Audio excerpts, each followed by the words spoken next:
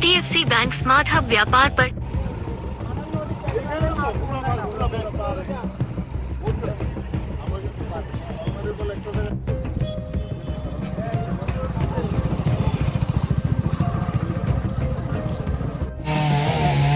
HDFC bank smart hub व्यापार पर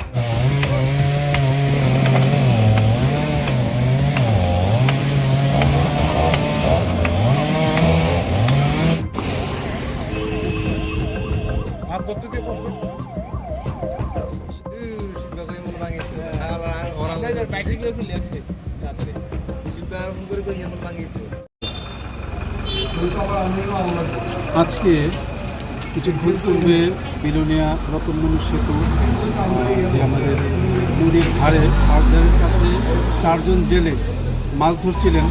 মাছ ধরার সময় হঠাৎ করে ল্যান্ডস্লাইড করে 4 জনই নদীতে পড়ে যায়।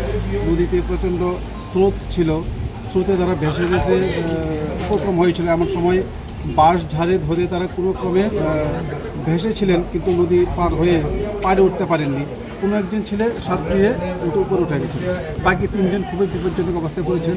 আমাদের কাছে খবর আসার সঙ্গে সঙ্গেই আমাদের অ্যাডমিনিস্ট্রেশনের যে SDRF আছে এবং ফরেস্ট উভয়ে মিলে তাদেরকে আমরা উদ্ধার করার ফলে তারা 3 জন প্রাণে বেঁচে যায়।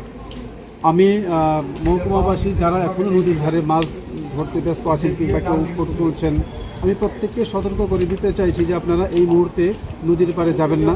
নদীর পাড় খুবই বিপজ্জনক অবস্থায় আছে। আমরা সবাই জানি ফ্লাড হয়েছে, এখনও ফ্লাডের বিভিন্ন জায়গায় জল জমে আছে এবং নদীতে প্রচুর জল আছে। যে কোনো সময় বিপদ ঘটতে পারে।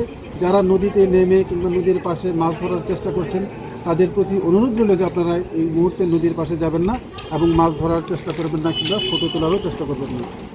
এই প্রসঙ্গে আমাদের মহকুমা প্রশাসনের পক্ষ থেকে মাইকিংও করা হচ্ছে, জনসাধারণের উদ্দেশ্যে সতর্ক করা হচ্ছে নদীর ধারে না যাওয়ার জন্য।